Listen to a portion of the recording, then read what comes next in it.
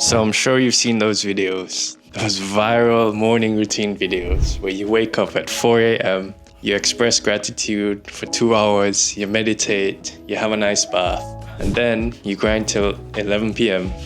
and suddenly you're gonna be a millionaire.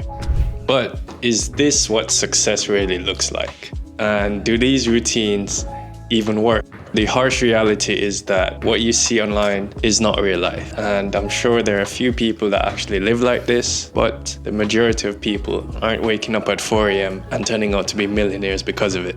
So the habits that actually changed my life in my 20s weren't aesthetic, they weren't extreme, and they weren't viral friendly. They were quiet, they were invisible, and they were specific to me. They took years to show results, and I grinded it out in my 20s. In this video, I'm going to share with you these invisible habits that I did in my 20s that changed the way I live, work, and view life. Let's get into it. Chapter 1. Avoiding the sunken cost fallacy. Now, I'm sure we've all been there. We've forced ourselves to stick to a career, a degree, or even a relationship just because we've already invested a lot of time into it. And this is probably one of the hardest things to accept. That just because you've invested time into something doesn't mean you have to keep doing it. So the truth is that your past self is usually terrible at planning for your future self. You probably thought that the fields you were interested in high school were a good idea, and even university, that you were eventually going to continue studying and keep working in that career for the rest of your life. But people change. The person you were 3 years ago isn't necessarily who you are today. Personally, I stuck with jobs, degrees, and even people far longer than I should have, all because I've already come this far. I might as well continue.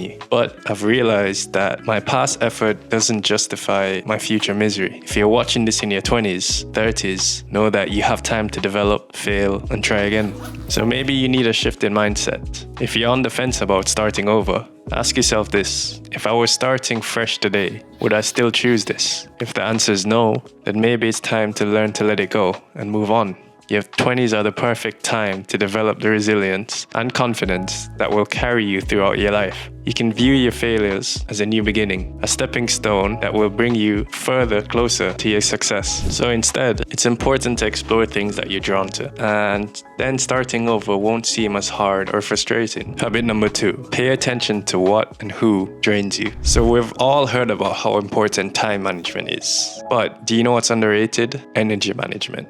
So throughout your life, and especially in your 20s, the decisions you make today are going to have compounding effects on your future self. And one of the most important decisions you can make is who you spend your time around. Ask yourself, have you ever felt drained after spending a few minutes with someone? And sometimes it's funny because once you start being aware of this, you're going to start noticing that some places, some jobs, some people, friends, colleagues, and even family can leave you feeling frustrated, drained, and you need to recharge after speaking with them. So not only do these people, places, or jobs drain you of your energy, they're wasting your most precious resource, which is your time and peace of mind. Protecting your energy is far from being selfish. It's how you show up for yourself and how you show up for the good people around you. And in fact, some of the most successful people already practice some form of energy management. So I'm not preaching self-isolation or cutting everyone off. It's about protecting your energy and preventing these dream killers, these energy drainers, from negatively affecting your life. And personally, when you finally cut off these energy draining vampires and these energy draining habits, you'll find yourself making better decisions. So consider deleting that toxic group. Consider deleting that group chat with those friends that are not good for you. Consider being in an environment where the people around you uplift you. Habit number 3, give yourself permission to try what you always wanted. So oftentimes it feels as though there's an unspoken rule that in our 20s, we got to live a life that looks good from the outside. We're expected to chase education, prestige, relationships, chase that dream job. But how many of us are actually living an authentic life? Nowadays, I feel like everyone's chasing the approval from everyone else on social media, from their job, and from their friends. But how many of us are actually happy? Did you know that a study showed that 45% of people have not felt true happiness for more than 2 years? Job dissatisfaction is at the all-time high since 2022. And over 60% of people were emotionally detached at work. 19% expressed being miserable. The reality is, you're allowed to change the script. You don't have to stay in a job that makes you unhappy. okay. You don't have to fit into the status quo. You're allowed to be different. Now, I'm not suggesting that you quit your full-time job, especially if you have no other source of income. But I am suggesting two things. Number one, stop waiting for permission from your mentor, your parents, or your friends to start the thing you always wanted to start. You wanted to start a new job? Do it. You wanted to pursue that hobby? Do it. You wanted to start that YouTube channel? Do it. And number two, explore your creative side. If something's really drawing your attention, make time for it. Try not to get tied on at work and make time for the things that really interest you. I want you to give yourself permission to fail, to try, and to try again. Give yourself permission to ignore what your family, friends, and peers think so that you can pursue what you really like. I can guarantee you your life will feel more authentic and everything is gonna feel more aligned. So habit number 4, building a non-negotiable health habit. Now, this habit is far from groundbreaking, but for sure, it's the most important. Committing to healthy habits in your 20s, especially for your physical health, will be the foundation for your life for the future. Here are my non-negotiable health habits. Number 1, moving every day, not just for aesthetics, but for my health. Whether I go on a walk, I go to the gym, play badminton, or a sport, I need to keep moving every day. Number 2, the diet habits you make today will stick with you for the rest of your life. So a lot of people think that to be healthy, you have to eat chicken and broccoli or a massive amount of kale every day to be healthy. But what I'm preaching is simple. A varied diet, proteins, carbs, vegetables, and fruit, and try to cut out all artificial sugars and preservatives. No ultra-processed food, no artificial sugar. Make this a conscious habit every day and you'll notice the difference. And what I found is after cutting out all that artificial sugar and ultra-processed food, I don't crave them anymore. My body literally doesn't want to eat those foods anymore. But as you know, young adults are eating ultra-processed foods at alarming rates in today's day.